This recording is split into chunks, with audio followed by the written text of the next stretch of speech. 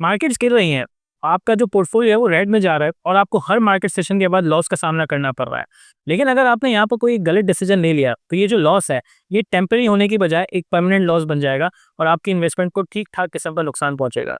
तो आज की वीडियो में हम बात करेंगे उन डूज़ की और उन डोंट्स की, जो आपको करने चाहिए अगर मार्केट जो है वो गिर रही होती है। अस्सलाम वालेकुम दोस्तों, मेरा नाम है फैज़ान फिरोज़ और आप लोग देख रहे हैं मेरा चैनल फाइनेंस विद फैज़ान। 2023 और 2024 की बात करें तो मार्केट ने काफ़ी अच्छा परफॉर्म किया है। चाहे हम पाकिस्तानी मार्केट की बात करें या इंडियन मार्केट्स की बात करें, स्टॉक मार्केट के अंदर पैसा कमाना बहुत ईजी लग रहा था। लेकिन फास्ट फॉरवर्ड टू 2025 मार्केट्स ने रिवर्स ट्रेंड स्टार्ट कर दिया और मार्केट के अंदर जो है कुछ मंदी भी नज़र आई और कुछ जो है वर्ल्ड पॉलिटिक्स कुछ ऐसी शेप अप हो चुकी है कि हर दिन जो है एक नया बैटल है और आप प्रिडिक्ट ही नहीं कर सकते मार्केट किस डायरेक्शन में जा रही है। इस वजह से इंडियन मार्केट्स तो शायद पिछले थोड़ा सा काफ़ी पिछले अरसे से सितंबर अक्टूबर से ही गिरावट का शिकार थी और पाकिस्तानी मार्केट ने ये ट्रेंड जो है जनवरी ऑनवर्ड्स पकड़ा है और इस वक्त ये हालत है कि कुछ लोगों के जो पोर्टफोलियोज हैं 20-30% रेड हो चुके हैं।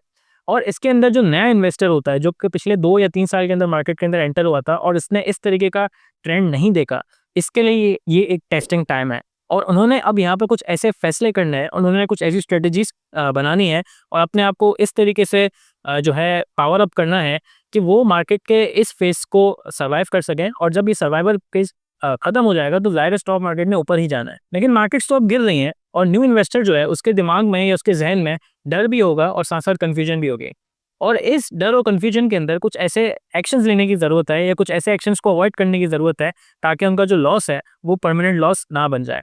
तो आइए डिस्कस करते हैं कुछ ऐसी गलतियों की जो हमें अवॉइड करनी चाहिए जब मार्केट जो है वो गिर रही होती है। तो सबसे बड़ी गलती हमेशा पैनिक सेलिंग की होती है। पैनिक सेलिंग का मतलब क्या होता है कि आपने थोड़ा सा भी रेट अपने पोर्टफोलियो को जाते हुए देखा और आपने अपने पोर्टफोलियो पे कॉन्फिडेंस नहीं दिखाया, आपने जो शेयर्स बाय किए हुए थे उसके ऊपर आपको कॉन्फिडेंस नहीं है, तो आपने फौरन उन शेयर्स को बेचना स्टार्ट कर दिया। देखिए होता ये है कि मार्केट में ये जो मंदी का कॉन्सेप्ट है ना, इसको थोड़ा सा समझना है। एक टर्म है जिसको हम कहते हैं करेक्शन और एक टर्म है जिसको हम कहते हैं मंदी है, जिसको हम कहते हैं प्रॉपर बियर रन। अगर तो एक टिपिकल करेक्शन है तो वो हमेशा हेल्दी फॉर द मार्केट है और अगर आपने इस करेक्शन फेज के अंदर आपने कुछ ऐसे पॉइंट पे स्टॉक को बाय किया है जिसमें आपने उसको हाई पे बाय कर लिया और अब आप उसको एक लो पे सेल कर रहे हैं, तो देखिए आप अपना लॉस ही कर रहे हैं। इसीलिए मैं कहता हूँ कि entry point and exit point बहुत ज़्यादा मैटर करती है। तो अगर आपने कोई शेयर अच्छे रेट पे बाय किया, मैं कह रहा हूँ अच्छे रेट पे बाय किया मतलब शायद इसने आपको थोड़ा प्रॉफिट भी दिखाया था, लेकिन अब वो जाके आपको लॉस दिखा रहा है, इसका मतलब है कि इसके अंदर ऊपर जाने की भी अभी गुंजाइश मौजूद है और it should go up in the good times. तो अगर आपने वो शेयर इस बुनियाद के ऊपर सेल कर दिया कि और नीचे ना चला जाए, तो ये आपकी बहुत बड़ी बेवकूफ़ी है। Panic selling is never an option. Market नीचे जाती रहेगी, आपने बस इस ट्रेंड को एनालाइज करना है कि ये करेक्शन ट्रेंड है या बेरिश ट्रेंड है। अच्छा, मार्केट्स के अंदर दोनों ट्रेंड साथ साथ भी चल सकते हैं। कोई करेक्शन ट्रेंड था जो बहुत ज़्यादा थोड़ा सा स्ट्रेच आउट हो जाएगा तो उसको हम बेरिश ट्रेंड भी कह सकते हैं। लेकिन यहाँ पे आपने देखना है कि आप जो शेयर परचेज करके बैठे हैं ये कौन से शेयर्स हैं, इन इन कंपनीज का फ्यूचर प्रोस्पेक्ट क्या है और क्या आपने अगर ये शेयर आज बेच दिया और ये शेयर बहुत ज़्यादा बढ़ गया, अच्छा खासा बढ़ गया, तो क्या आपके अंदर वो स्टेमिना है, आपके अंदर वो बाइंग पावर है, क्या आप वो शेयर्स को दोबारा परचेज कर सकते हैं? तो अगर आपके पास कुछ ऐसे नेगेटिव आंसर्स आ रहे हैं यानी नहीं आने चाहिए, तो आपने इन शेयर्स को होल्ड करना है अगर तो अच्छे शेयर्स हैं और डिविडेंड देने वाले शेयर्स हैं और आपने मार्केट को इतना ज़्यादा नहीं देखना है, मार्केट के ऊपर इतना ज़्यादा रिएक्ट नहीं करना। अच्छा, पैनिक सेलिंग कभी भी नहीं करनी, इसी तरीके से पैनिक बाइंग भी नहीं करनी। देखिए इन्वेस्टमेंट जब भी करनी होती है ना, एक प्लान के तहत करनी होती है। तो अभी हम 7 अप्रैल की ही बात करें जब वर्ल्ड मार्केट्स बेसिकली क्रैश कर गए ट्रम्प टैरिफ्स के बाद, तो वहाँ पर एक बहुत कॉमन क्वेश्चन आ रहा था कि हम कुछ ये बेच के शेयर ले लें, हम कुछ वो अपना दूसरा एसेट बेच के शेयर ले लें, हम अपनी एफडी तोड़ दें, सेविंग अकाउंट से पैसे निकाल के हम शेयर ले लें। देखिए ये कुछ ऐसे सवालात हैं या इनका जो जवाब देना ना बहुत ज़्यादा मुश्किल हो जाता है। अच्छा, मुश्किल क्यों हो जाता है कि आपका मुझे थ्योरेटिकल या आपकी जो थोरो फाइनेंस हिस्ट्री है मुझे नहीं पता होती, तो मैं किसी को इस तरीके से भी एडवाइस नहीं कर सकता। और जहाँ तक बात होती है कि आपका प्लान क्या है, मेरा हमेशा सवाल यही होता है सबसे पहले कि आपका प्लान क्या था अपनी इन्वेस्टमेंट को लेके, जो इन्वेस्टमेंट को आप कर्टेल करना चाह रहे हैं या जिस एसेट को आप बेचना चाह रहे हैं। तो अगर तो आपने एक किसी फिक्स प्लान के तहत उसको लिया था और वो प्लान अभी तक एग्जीक्यूट नहीं हुआ, तो wait for that plan to finish and execute first. आप अपने एसेट्स को इतना ज़्यादा रीशफल ना करें, तो ना तो बहुत ज़्यादा पैनिक बाइंग करें, ना पैनिक सेल करें। हाँ, इसका ये मतलब नहीं कि अगर आपके पास कुछ ऐसे फारिग पैसे पड़े थे जो आपको पता है मार्केट में मैं लगा दूँगा, मुझे नीड नहीं है, तो डेफ़िनेटली आप सस्ते रेट्स के ऊपर अच्छी चीज़ों को परचेज़ करें और आपको लॉन्ग रन में ये फ़ायदा ही देगी। इसके साथ-साथ स्टॉक मार्केट की हमने बात कर ली, तो म्यूचुअल फंड की भी बात कर लेते हैं। तो म्यूचुअल फंड के अंदर काफ़ी ज़्यादा लोग एसआईपी कर रहे होते हैं और मार्केट जब कंसिस्टेंटली गिरना स्टार्ट हो जाती है, तो उनके ज़हन में भी ये सवाल आता है कि यार एसआईपी आखिर मैं कर क्यों रहा हूँ? और एसआईपी को रोक देते हैं, मार्केट मज़ीद अपने बॉटम पे पहुँचेगी, तब जाके हम अपनी एसआईपी को दोबारा कंटिन्यू कर लेंगे, लंप सम खरीद लेंगे एंड समथिंग लाइक दैट, वो उनकी जो दिमाग में थिंकिंग चल रही होती है। तो एक बात को समझें कि एसआईपी का तो कॉन्सेप्ट ही बेयर मार्केट के लिए होता है, करेक्शन फेज़ के लिए होता है। यानी आप एसआईपी कर ही इन दिन के लिए रहे हो कि मार्केट नीचे जाए, और जब नीचे जाएगी तो आप सस्ते यूनिट को परचेज़ कर रहे हैं। जब आपके ज़हन में ये चीज़ बैठ जाए ना, तो आप कभी भी बेयरिश मार्केट में इन्वेस्टमेंट करने से घबराएँगे नहीं। आपको पता है कि यार ये तो मैं अच्छी चीज़ कर रहा हूँ। मैं अपना पैसा मार्केट में तब लगा रहा हूँ जब मुझे हर चीज़ डिस्काउंटेड रेट पे मिल रही है। बहुत अच्छे-अच्छे शेयर्स जो है, या बहुत अच्छे-अच्छे फंड्स जो है, इतने नीचे आ गए हैं कि अब अगर मैंने इनमें इन्वेस्टमेंट की तो वक़्ती तौर पे शायद मज़ीद थोड़ा भी नीचे चले जाए, लेकिन overall at the end of the day, at the end of the month, at the end of the year, उसको ऊपर ही जाना है। तो यहाँ पर आप एसआईपी कभी भी अपनी जो है ख़त्म ना करें, एसआईपी को अपने ना रोकें, एसआईपी चलने दें। लॉन्ग टर्म एसआईपी प्लान बनाएँ और उस लॉन्ग टर्म एसआईपी प्लान पे स्टिक भी करें। सिर्फ़ मैं जो एसआईपी करते हैं उनको हमेशा एक ही बात कहता हूँ कि आपने मार्केट को सिर्फ़ एक दिन देखना है। जिस दिन आपने एसआईपी करनी है, उस दिन आप अपना पोर्टल खोलें और वहाँ से अपनी इन्वेस्टमेंट करें। इसके साथ-साथ आपने इस चीज़ में भी नहीं पढ़ना कि आज मार्केट बढ़ी हुई है, आज मार्केट गिरी हुई है। जैसे once again going back to 7th April, बहुत से लोगों ने क्योंकि वो first day of the month है, टू बी श्योर अगर हम बात करें तो वो first day of the month ही समझ सकते हैं, वीक का नया दिन था और मार्केट्स बिल्कुल फ्रेश खुली थी आफ्टर द ईद हॉलीडेज़, तो काफ़ी ज़्यादा लोगों की एसआईपी उस वक़्त एग्ज़ीक्यूट होनी थी। तो वहाँ पर भी मैंने लोगों को ये बात कही थी कि बहुत ज़्यादा गिरी हुई है, बहुत अच्छी बात है, परचेज़ कर लें, लेकिन अगर ये उल्टा उल्टा भी होता, मान लो मार्केट 8000 प्लस में भी खड़ी होती, तब भी आपको ये चीज़ नहीं सोचनी चाहिए थी और आपने अपनी एसआईपी करनी ही चाहिए थी। तो एसआईपी इस चीज़ को देख के ना करें, मार्केट अप है या मार्केट डाउन है, ओवरऑल आपकी एवरेज खुद ब खुद ही हो जाएगी। आपको बस कंसिस्टेंटली डिसिप्लिन तरीके से अपनी एसआईपी को कंटिन्यू करना है। इसके साथ-साथ जो नया इन्वेस्टर सबसे बड़ी गलती करता है, वो ये कि अपने पोर्टफोलियो से कंसिस्टेंट रिटर्न की उम्मीद लगा के बैठ बैठ जाता है। देखिए, ये प्रैक्टिकली पॉसिबल नहीं है और ये बात हमने अपने चैनल पे काफ़ी दफ़ा भी समझाई है। और जिन्होंने ये बात नहीं समझी, इस मार्केट ने उनको अब ये बात तो अच्छी तरीके से समझा दी होगी कि market can never be consistently green. इसी तरीके से market can never be consistently red. आज के दिन मार्केट रेड है तो कल ग्रीन हो जाएगी। दोबारा से इसको टाइम दें, दोबारा से इसको चांस दें, मार्केट रिकवर हो जाती है। इसके साथ-साथ मार्केट के अंदर आपने एसडब्ल्यूपी प्लान किया है तो वो एक अलग डिफरेंट अप्रोच हो जाती है, क्योंकि उसके अंदर आप जो अमाउंट्स विथड्रॉ कर रहे होते हैं वो बहुत कम होती हैं, या उसमें आपके जो लॉस के चांसेस होते हैं या जो पोर्टफोलियो श्रिंकेज के जो चांसेस होते हैं वो बहुत ज़्यादा कम होता है। अब हमारी यूथ कर क्या रही होती है, 5% 10% पर मंथ एक्सपेक्ट कर रही है अपने पोर्टफोलियो को बढ़ना। तो देखें, ये ऐसा नहीं हो सकता। 5-10%, 7%, 8%, 4% ये आपका पोर्टफोलियो किसी एक आध महीने में ग्रो कर जाएगा और कंस्टेंटली 3-4-5 महीने पे लेट से ग्रो कर गया। लेकिन कोई गारंटी नहीं है कि हर महीने आपको इस तरीके का रिटर्न मिल रहा हो। और सोने पे सुहागा ये होता है कि उस रिटर्न के अगेंस्ट कोई एक्सपेंस भी प्लान करके बैठे हुए होते हैं। कोई रेंट, किसी ने अपना ये जो प्रॉफिट है उसको रेंट से जोड़ दिया, बच्चों की स्कूल फीसेस से जोड़ दिया, अपने किसी दूसरे एक्सपेंस से जोड़ दिया। तो ये तो एक बहुत बड़ी गलती है। इन गलतियों को भी अवॉइड करना चाहिए। मार्केट के अंदर रिटर्न मिलेगा, लेकिन उस रिटर्न की कोई गारंटी नहीं है कब मिलेगा। तो आपने कोई एक्सपेंस भी उससे एसोसिएट नहीं करना और इस रिटर्न के अगेंस्ट अपने कोई एक्सपेंसेस को भी नहीं जोड़ना। देन आती है वो गलती जो कि बहुत ज़्यादा पैसा डुबाती है, और वो ये कि आपने एक शेयर खरीदा था, अच्छी प्लानिंग करके खरीदा था, आपके ब्रोकर ने भी आपको सही एडवाइस की थी। अब ज़ाहिर है मंदी है तो हर शेयर गिरेगा, वो आपका शेयर भी गिर गया। अब आपने अपना पोर्टफोलियो देखा, वो रेड है, और आप स्क्रॉल कर रहे थे और आपने देखा यार फलां शेयर तो ऐसा है जो आज इस गिरती हुई मार्केट में भी ग्रीन है, और जब मार्केट गिरी हुई है वो ग्रीन है, यानी वो बढ़ा हुआ है, तो जब मार्केट बढ़ना स्टार्ट होगी तो उसके साथ तो पता नहीं क्या-क्या हो जाएगा। और आपने फटाफट विदिन अ क्लिक अपना पोर्टफोलियो जो था पूरा रीशफल कर दिया, और आपने जो एक अच्छी कंपनी जो आपके ब्रोकर ने बड़ी तहकीक के बाद, बड़ी रिसर्च के बाद आपको सजेस्ट की थी, आपके लिए वो बेनिफिशियल भी थे, आपने इसलिए बेच दी कि मंदी वाले दिन वो रेड थी, और एक दूसरी XYZ कंपनी जिसके बारे में आपको कुछ पता भी नहीं है, आपने उसको परचेज़ कर लिया क्योंकि वो मंदी वाले दिन ग्रीन थी। तो देखिए, ये जो रीशफलिंग है ना, ये कभी भी एक अच्छा ऑप्शन नहीं है। अगर आपने कोई चीज़ प्रॉपर प्लान के तहत खरीदी है, आपको पता है उसके फंडामेंटल क्या है, आपको पता है कि उसके 2 ईयर्स, 3 ईयर्स, 5 ईयर्स प्लान क्या है, और वो आपके मुल्क में जायंट है, नहीं है, इस तरीके के जो सवाल है, कितना ज़्यादा म्यूचुअल फंड्स उसके अंदर इन्वेस्टेड है, ये भी बहुत इंपॉर्टेंट ऑप्शन है, क्योंकि जितना म्यूचुअल फंड उनके अंदर इन्वेस्टेड होता है तो मतलब बिग मनी उनके अंदर इन्वेस्टेड है। तो अगर कोई इस तरीके की इन्वेस्टमेंट करने वाली कंपनी थी और आपने इसको छोड़ दिया just because it was red, और आपने एक नोबडी कंपनी परचेज कर लिया, तो याद रखें ये नोबडी कंपनी भी आपको एक नोबडी ही बना देगी। एक पॉइंट ऐसा आएगा कि वो कंपनी इतना ज़्यादा गिर चुकी होगी, आपको पता ही नहीं होगा इसके पीछे के फंडामेंटल्स, और ना फिर आपका ब्रोकर आपको गाइड कर पाएगा, क्योंकि आपने अपने ओन से ये डिसीजन लिया था। तो नेवर रीशफल, आपने एक चीज़ परचेज की है, उसको थोड़ा सा लेके बैठे हैं, थोड़े से टाइम लगाएं और उसको मार्केट में पड़ा रहने दें, वो अच्छा ही ग्रो करेगी। देखिए, इसको थोड़ा सा यूँ समझने की कोशिश करें, अगर तो आपने अच्छी कंपनी ली है, देखिए 1 सेकंड सारी की सारी बॉटम लाइन इस बात पे आके खत्म हो जाती है, अगर वो एक अच्छी कंपनी है, तो आज के दिन अगर हम कोई भी ब्रांड की बात करें, उस ब्रांड की जो टोटल एसेट्स हैं, उसमें इनका लैंड भी शामिल है, उसके अंदर इनकी मशीनरी भी शामिल है, उसके अंदर इनके लाइसेंसेस भी शामिल है, इसके अंदर इनके जो ट्रेड एग्रीमेंट्स हैं वो भी शामिल है। और अगर कोई न्यू कंपनी आती है मार्केट के अंदर और उसे उस ब्रांड से कम्पीट करना है, तो देखिए वो तो मल्टी बिलियन डॉलर कंपनी है, उसके अगेंस्ट कम्पीट करना इतना आसान नहीं होता। अगर आप इसी मल्टी बिलियन डॉलर कंपनी के अंदर इन्वेस्टेड है, तो सोचें, क्या आपको घबराहट है? क्या वो कंपनी रातों रात बंद हो रही है? बिल्कुल नहीं। क्या उस कंपनी के प्रॉफिट रातों रात बिल्कुल ही खत्म हो रहे हैं? बिल्कुल नहीं। क्या उस कंपनी का बिल्कुल फ्यूचर नहीं है आपके मुल्क में? अगर तो इसका जवाब नहीं है, तो फिर एक अलग बात है। लेकिन ज़ाहिर है उनका फ्यूचर भी आपके मुल्क में रहेगा और वो कंपनी जो है थ्राइव भी करेगी आने वाले वक्तों में। तो थोड़ी-सी मंदी में उसको बेचना किसी भी किस्म की अक्लमंदी नहीं होती है। Just stick with what you have bought, if you have bought it for the right reasons. अच्छा, इसके साथ-साथ कुछ ऐसे भी लोग होते हैं जो कि कुछ भी एक्शन नहीं ले रहे होते हैं। अच्छा, ये भी सुनने में अजीब लगेगा और मेरी बात को कॉन्ट्रडिक्ट भी कर रहा होगा, लेकिन कुछ ना कुछ एक्शन मंदी के अंदर भी लेना चाहिए। अच्छा, ये बात खासकर उन लोगों के लिए होती है जो कि लेवरेज पे या फिर शॉर्ट सेलिंग कर रहे होते हैं।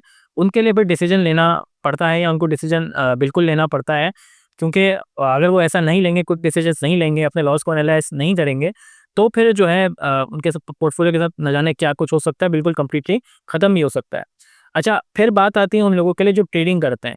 लेकिन ट्रेडिंग इटसेल्फ एक बहुत ही हाई रिस्क मैनूवर होता है, और इसके लिए एक बात का ख़्याल रखें कि मार्केट अगर 6 घंटे खुलती है ना, 9:30 बजे से लेके 3:30 बजे के टाइम पे, या 9 बजे से लेके 3 बजे के टाइम पे, या whatever the time may be जहाँ पे भी आप ये वीडियो देख रहे हो, तो आपने अगर ट्रेडिंग करनी है तो 6 के 6 घंटे, 7 के 7 घंटे, 8 के 8 घंटे, जो भी आपका टाइम ड्यूरेशन है मार्केट का, आपने स्क्रीन के सामने गुजारना है। 1 मिनट भी आप स्क्रीन से उठते हैं, तो फिर ऐसा कुछ सिनेरियो अकर हो सकता है कि आपका बाइंग पॉइंट या आपका सेलिंग पॉइंट मार्केट से बिल्कुल ख़त्म हो जाता है। मतलब वो पॉइंट जो है आप मिस कर देते हैं।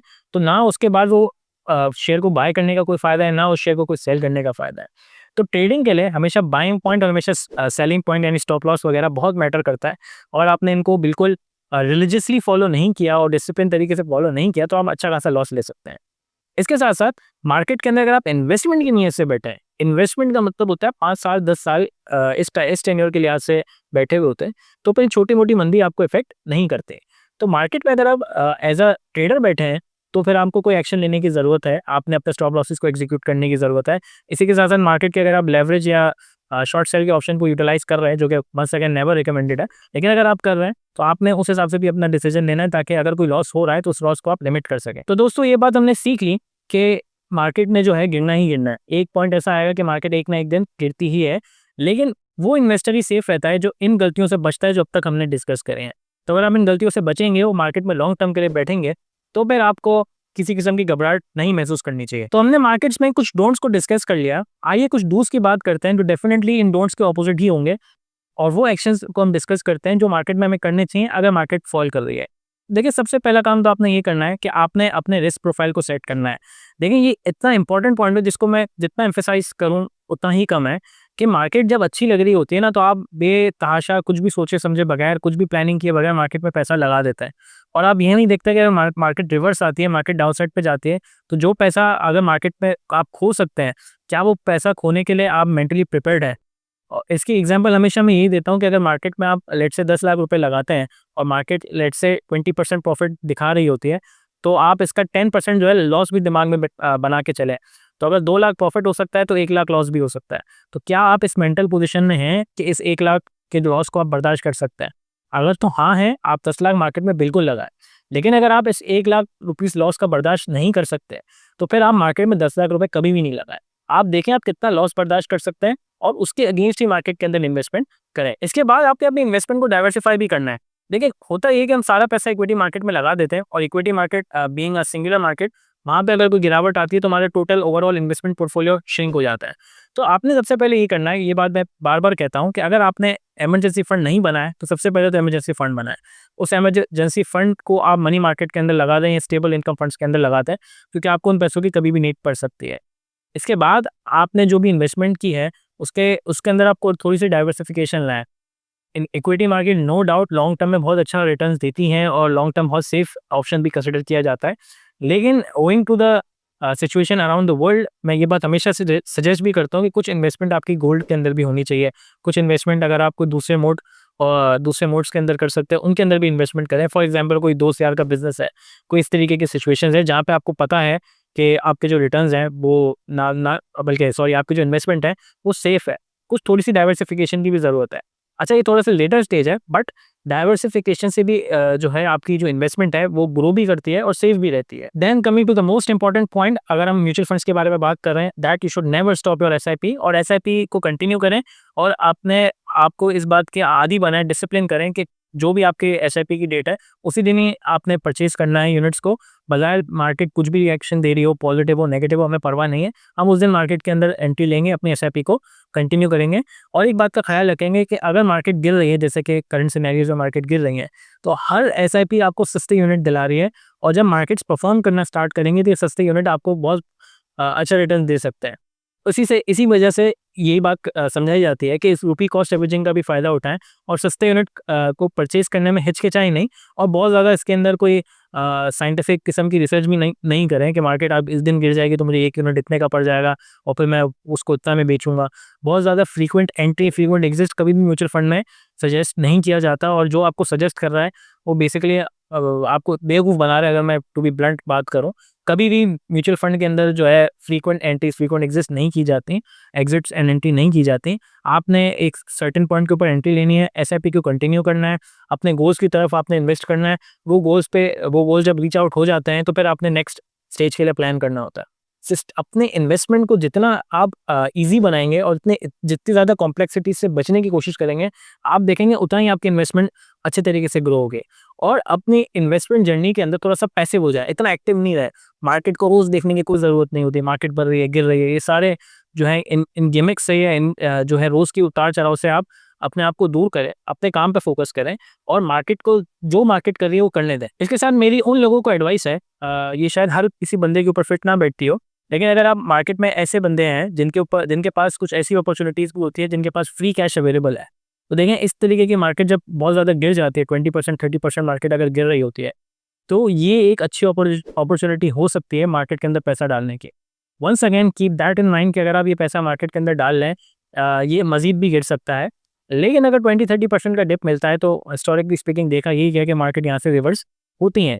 वंस अगेन इसमें कोई रिटर्न दलील नहीं है, रिटर्न पॉइंट नहीं है कि 30% गिर गई है तो 30% से बढ़ना ही इसका फ्यूचर है। बिल्कुल ऐसा नहीं है। 30% शायद 50% भी आपकी इन्वेस्टमेंट हो जाए, यानी जो स्टॉक आपने परचेज़ किए हैं, म्यूचुअल फंड आपने परचेज़ किए हैं।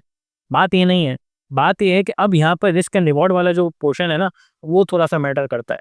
देखिए ट्रेड वही अच्छी या इन्वेस्टमेंट वही अच्छी जहाँ पे रिस्क कम हो और रिवॉर्ड ज़्यादा हो। ये बात हम बार-बार कहते हैं और आपको भी बात समझ में आती होगी। तो अगर मार्केट बहुत ज़्यादा गिर गई है, वो तो पहले ही गिर चुकी है। अब उसके अंदर मज़ीद गिरने के जो चांसेस हैं, बिल्कुल हैं, लेकिन उसका जो रिस्क है वो थोड़ा-सा कम हो चुका है।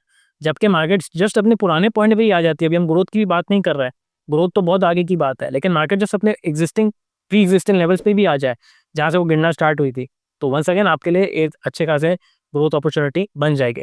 बट वंस अगेन वही पैसा मार्केट के अंदर इन्वेस्ट करें जिसको खोने के लिए आप तैयार हैं, या जिसकी आपको फॉर द टाइम बीइंग 6 महीने, 8 महीना, साल इस तरीके से आपको नीड नहीं है। तो अगर आपके पास कोई ऐसा फ्री कैश अवेलेबल है, ऐसा नहीं कि आपको दूसरा एसेट बेचना स्टार्ट कर दें, वो ज़मीन बेच दें, कोई माँ-बाप के अपने गोल्ड वगैरह बेचना स्टार्ट कर दें, या कोई इस तरीके के अपने कोई लैपटॉप बेच रहे हैं, पता नहीं क्या कर रहे होते हैं, जो हमारे पास ईमेल्स या कमेंट्स वगैरह आ रहे होते हैं।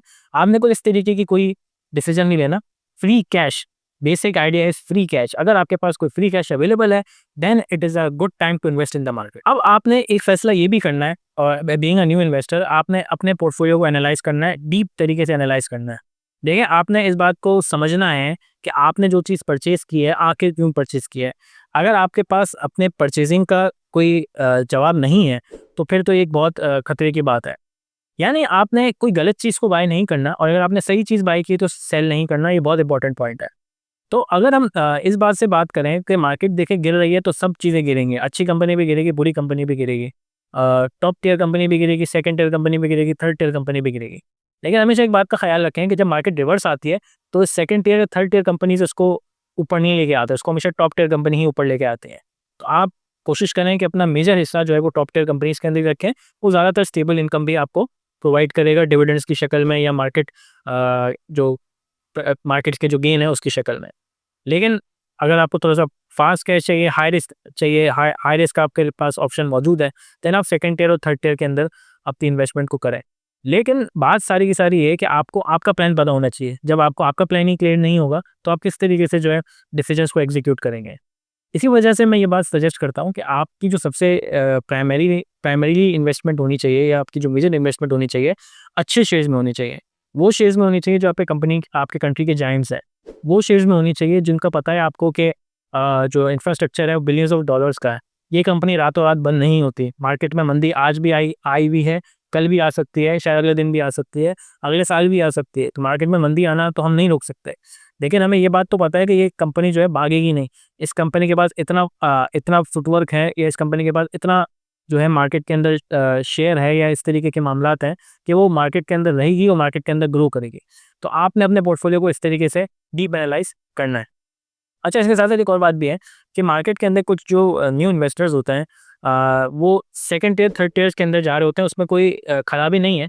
लेकिन एक बात का ख़्याल रखना है कि जो पेनी स्टॉक्स होते हैं ना, पेनी स्टॉक्स का मतलब वो ₹1 से कम, या ₹2 से कम, या ₹3 से कम के शेयर के प्राइसेज़ होते हैं। तो एक बात तो सोचेंगे, ₹2 या ₹3 का शेयर क्यों है? एक शेयर अगर 1000 या 1200 का है, तो वो शेयर 1000 या 1200 का क्यों है? और अगर एक शेयर ₹2 या ₹3 का, तो ₹2 या ₹3 का क्यों है? और इस चीज़ में ना जाएँगे, ₹2 या ₹3 का शेयर ले लूँगा, ₹10 का हो जाएगा, तो मेरी इन्वेस्टमेंट इतने टाइम्स की हो जाएगी। तो देखिए, इस तरीके से मार्केट वर्क नहीं करती। अच्छा, कभी-कभी जो ये second tier, third tier company की हम बात करते हैं, उनके अंदर भी ग्रोथ होती है। डेफ़िनेटली वो कंपनीज़ भी ग्रो कर रही होती हैं, उनके अंदर भी रीस्ट्रक्चरिंग चल रही होती है, इनके अंदर भी प्रॉफ़िट्स के मामलात हो रहे होते हैं। तो अगर कोई इस तरीके का फंडामेंटल रीज़न है, तो डेफ़िनेटली सेकंड टियर कंपनी या थर्ड टियर कंपनीज़ अच्छा रिटर्न दे रही होती हैं, इसमें कोई शक नहीं है। लेकिन हमें इन्वेस्टमेंट करना एक रिस्की ऑप्शन भी हो सकता है। तो आप अपने हिसाब से, अपने रिस्क प्रोफ़ाइल के हिसाब से अपनी इन्वेस्टमेंट को जज करें, और उस हिसाब से अपनी इन्वेस्टमेंट को करें। And the last and the most important point, आप अपनी इन्वेस्टमेंट को अपने बिज़नेस की तरह मान के चलें। देखिए, बिज़नेस में अच्छे दिन भी आते हैं, बिज़नेस में बुरे दिन भी आते हैं। लेकिन इसका ये मतलब नहीं होता कि बिज़नेस में बुरा दिन आया तो आपने बिज़नेस बंद कर दिया, अपनी दुकान बंद कर दी, और फॉर एग्ज़ाम्पल आप दूध बेच रहे थे, आपने दूध की दुकान बंद कर दी और आप जनरल स्टोर खोल के बैठ गए, और जनरल स्टोर भी जिस दिन नहीं चला, आपने जनरल स्टोर बंद कर दिया, अब आप जो है वो वेजिटेबल्स बेच रहे हैं। तो इस तरीके से जो है डिसीजंस नहीं लिए जाते हैं। आपने सबसे पहला काम ये करना है कि आपने इमोशंस को साइड में रखना है। आपने अपने बिज़नेस को बिज़नेस की तरह लेके चलना है। और जब मैं इसका जो आपने जो अपनी जो इन्वेस्टमेंट है उसको बिज़नेस के तौर पे लेके चलना है। इसका मतलब क्या होता है? इसका मतलब ये होता है कि मैं ये बात समझाता हूँ कि आपने अगर कोई शेयर परचेज़ किया है, उस शेयर के परचेज़ करने की वजह आपको पता होनी चाहिए।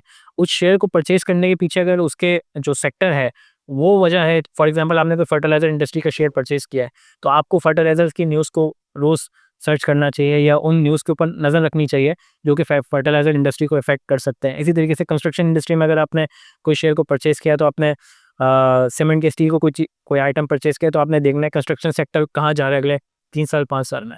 तो आपने कूल माइंडेड बन के जो है डिसीजंस लेने हैं, और आपने हड़बड़ाहट के अंदर अपने डिसीजंस को नहीं एग्जीक्यूट करना। देखिए, वॉरेन बुफे का एक बहुत इंपॉर्टेंट कोट है। वॉरेन बुफे को मैं जब भी स्टॉक डिस्कस करता हूँ, वॉरेन बुफे को हमें डिस्कस करना चाहिए, क्योंकि वो बहुत इंपॉर्टेंट टिप्स दे रहे होते हैं।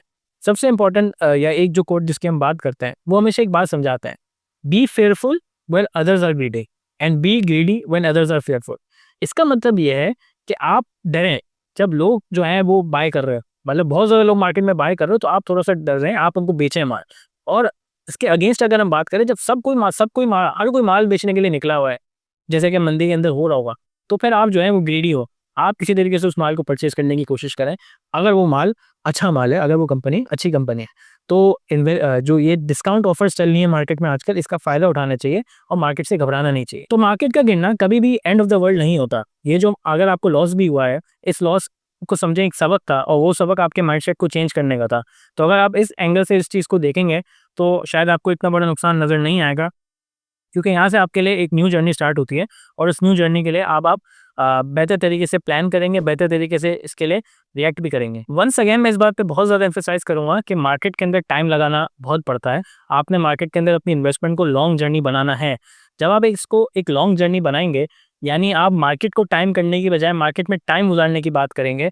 जब भी आप इस तरीके से अपना माइंडसेट को डेवलप करेंगे, आप एक विक्ट्री पाथ की तरफ ही हैं। और मैं ये बात समझता हूँ कि आज नहीं तो कल, कल नहीं तो परसों आप अपनी इन्वेस्टमेंट जर्नी में ज़रूर कामयाब होंगे। देखिए, इस बात को समझना बहुत ज़रूरी है कि मार्केट में आप कभी कोई भी चीज़ लोएस्ट ऑफ लोस पे परचेज़ नहीं कर सकते और हाईएस्ट ऑफ हाइज़ पे सेल नहीं कर सकते। जो बंदा या जो तबका इस चीज़ में रह जाता है कि हम मार्केट को टाइम करेंगे, हम लोएस्ट ऑफ लोस पे लेंगे और हम हाईएस्ट ऑफ हाइज़ पे बेचेंगे, वो बेसिकली अपना टाइम भी ज़ाया कर रहा है और अपनी इन्वेस्टमेंट को भी ज़ाया कर रहा है। आप सिर्फ इस बात पे फोकस करें कि आप कितना टाइम मार्केट को दे सकते हैं, साल, 2 साल, 3 साल, 5 साल। तो आप मार्केट को वो टाइम पीरियड दें और आप देखेंगे कि at the end of a good time period 5 साल, 4 साल, 3 साल इस तरीके के जो टाइम पीरियड्स गुजर जाते हैं, तो आपको मार्केट एक अच्छा रिटर्न ही दे रही होगी। डिविडेंड्स की शक्ल में भी दे रही होगी, कैपिटल गेन्स की शक्ल में भी दे रही होगी। तो try to spend more time in the market. इसी के साथ एक और बात भी समझते हैं कि हम कंपाउंडिंग का लफ्ज़ बहुत ज़्यादा सुनते हैं कि कंपाउंडिंग करेंगे तो वेल्थ बनेगी, कंपाउंडिंग करेंगे तो ये होगा, कंपाउंडिंग करेंगे तो आपका ये फाइनेंशियल गोल अचीव होगा। लेकिन ये जो कंपाउंडिंग का लफ्ज़ है, ये कंपाउंडिंग तभी हासिल हो सकती है जब आप मार्केट के अंदर टाइम लगाएँगे। और इस बात को मैं बहुत सारी वीडियोज़ के अंदर समझा भी चुका हूँ कि जब आप 1 लाख से 5 लाख तक पहुँचते हैं, जब आप एसआईपी करके ये चीज़ कर रहे होते हैं, तो 1 लाख से 5 लाख का जो ये सफ़र है, ज़ाहिर है कुछ ना कुछ टाइम पीरियड में हुआ होगा, 4 साल में हुआ होगा, 5 साल में हुआ होगा, डिपेंडिंग अपॉन आप जो भी एसआईपी कर रहे हैं, जितने की भी एसआईपी कर रहे हैं। लेकिन इस 5 लाख से 10 लाख का जो सफ़र है, यकीनन उस पहले वाले टाइम पीरियड से कम ही होगा। क्यों? क्योंकि यहाँ पे कंपाउंडिंग का इफेक्ट आएगा। और इस 10 लाख से 20 लाख का जो सफ़र होगा, इन टोटल टाइम पीरियड से भी कम होगा। यानी let's say to give you a number, 12, 13, 14 साल के अंदर आपने अपनी इन्वेस्टमेंट को 20 गुना कर दिया। 1 लाख से स्टार्ट होता है, एसआईपी करते-करते आप 20 लाख पे पहुँच चुके होंगे। और ये बात हमने अपनी वीडियोज़ में बार-बार दिखाई भी है कि ये प्रैक्टिकली पॉसिबल है। तो यहाँ पर हमें ये बात समझनी है कि you don't have to time the market, you have to spend the time in the market. इसके साथ-साथ मार्केट में बेतहाशा ऐसे ऑप्शन आपको नज़र आएँगे जो अच्छी कंपनीज़ के होते हैं कि 10 साल पहले वो कहाँ थी और आज के दिन वो कहाँ खड़ी हुई है। जैसे फॉर एग्जांपल हम मीज़ान बैंक की बात करते हैं। ये बात भी मैंने पहले आपको समझाई थी कि 2013, 2014, 2015 इस टाइम पीरियड के अराउंड ये जो शेयर था ये 20, 30, 40 रुपए का मार्केट के अंदर अवेलेबल था। आज ऐसे हालात हैं कि ये शेयर मार्केट के अंदर 260, 270 रुपए का मिल रहा है और इसके जो डिविडेंड है, ईयरली डिविडेंड्स हैं, वही 20, 30, 40 रुपए के आपको मिल रहे हैं। यानी जिन्होंने 2013, 14, 15 के अंदर मीज़ान बैंक के अंदर इन्वेस्ट किया होता, तो आज वो अपने जो इन्वेस्टमेंट है वो खाली ईयरली डिविडेंड्स में हासिल कर रहे होते हैं। और जो कैपिटल गेन उनको हो गया होता, वो तो कैपिटल गेन बेताश है। फिर जैसे बोनस भी होते हैं और इसमें डिफरेंट किस्म के आपके नंबर ऑफ शेयर्स इंक्रीमेंट के भी चांसेस होते हैं। और ये खाली मीज़ान बैंक की बात नहीं हो रही, यहाँ पे आप मार्केट के अंदर देखेंगे बहुत सारे ऐसे शेयर आपको नज़र आएँगे। आज से 2 साल पहले कहाँ खड़े थे, आज कहाँ खड़े हैं। आज से 5 साल पहले कहाँ खड़े थे, आज कहाँ मौजूद है। आप जिस भी मार्केट को बिलॉन्ग करते हो, पाकिस्तानी मार्केट है, इंडियन मार्केट है, अमेरिकन मार्केट है, कनाडा से मुझे लोग मैसेज कर रहे होते हैं। आप उन मार्केट्स के अंदर इन्वेस्ट कर रहे हैं, तो आप देखिए उन मार्केट्स के जायंट्स कौन है।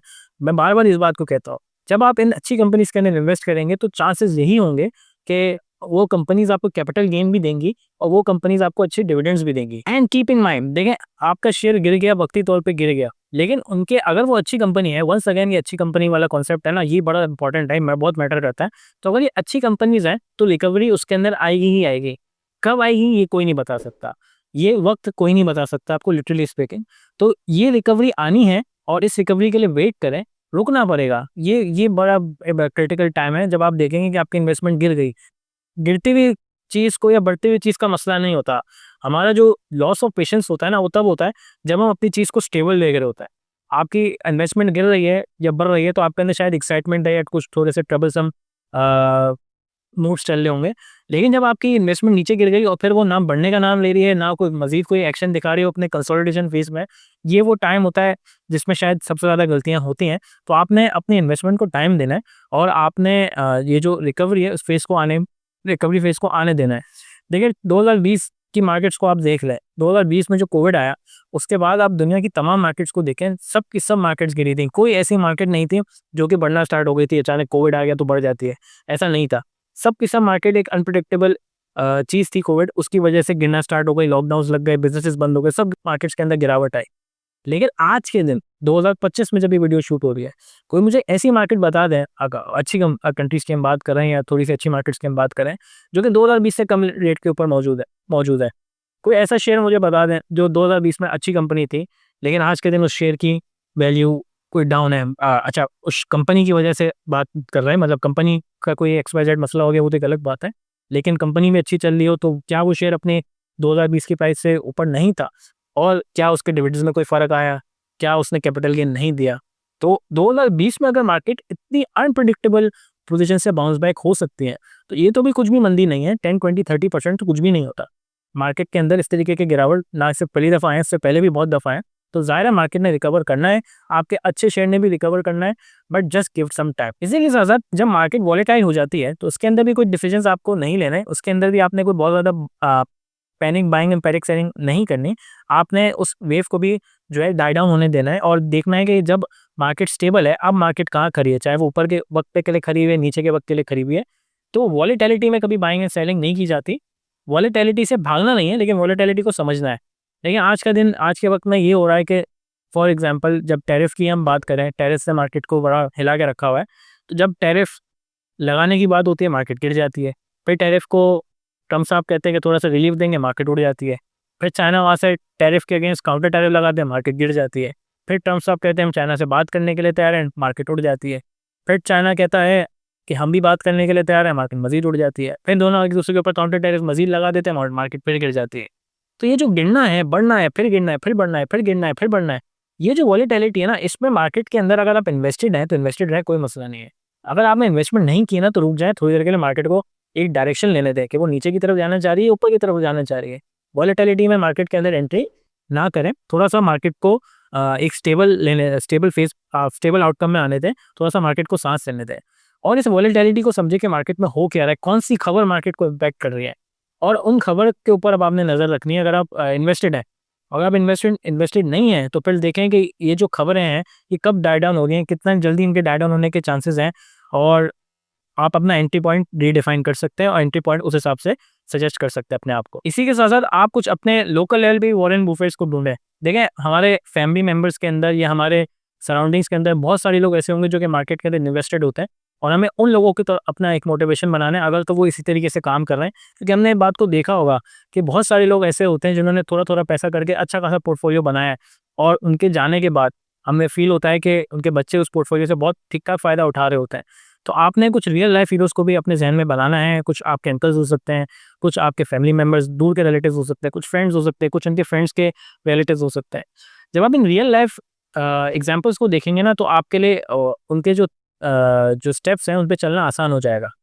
इसी के साथ-साथ आपने अपनी जर्नी को लॉन्ग बनाना है, ये बात बार-बार मैं कह रहा हूँ, रिपिटिटिवली कह रहा हूँ। मुझे पता है बहुत सारे कमेंट आ जाएँगे कि बहुत ज़्यादा रिपिटेशन हो जाती है, लेकिन क्या करें, कोर पॉइंट्स को या इंपॉर्टेंट पॉइंट्स को रिपीट करना बहुत ज़्यादा ज़रूरी हो जाता है।